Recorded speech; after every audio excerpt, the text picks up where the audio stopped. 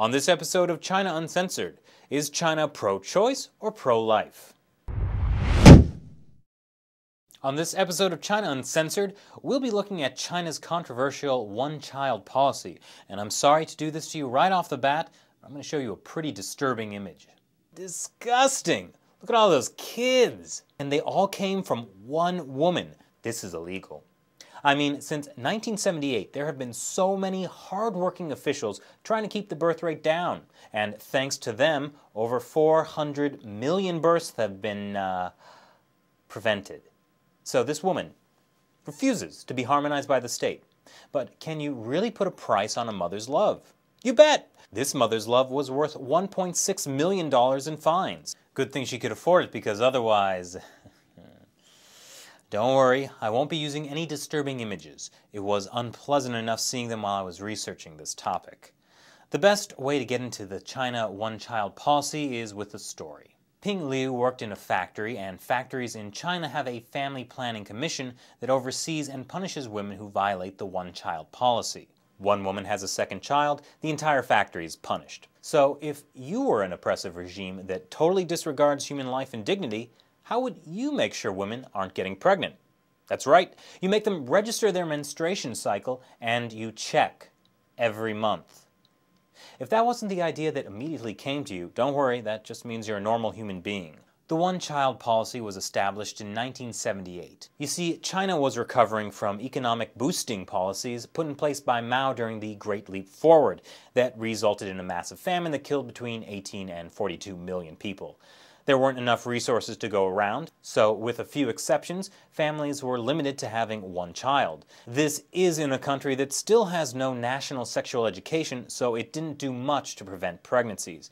That's no problem though, because the main issue authorities concerned themselves with is preventing births. There are reports of women with second or unapproved first children, yes, you need to buy a license to have even one, being dragged, kicking and screaming from their homes and strapped to tables to undergo forced abortions. Ping Liu from earlier went through 5 forced abortions. If you're caught with extra children, it's a forced sterilization. These extra children also don't legally exist, so they don't have access to education or health care. It's impossible to find jobs because they have no documentation either.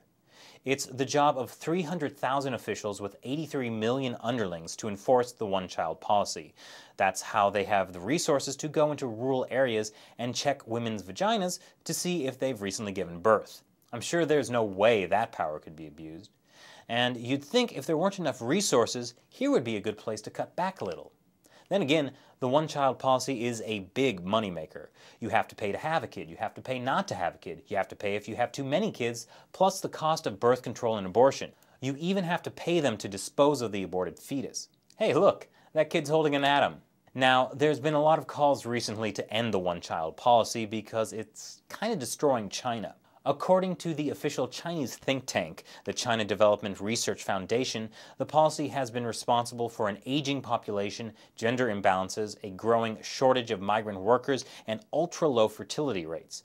There are about 37 million more men than there are women in China because everyone wants boys, and since you only get one shot at it, baby girls are selectively killed.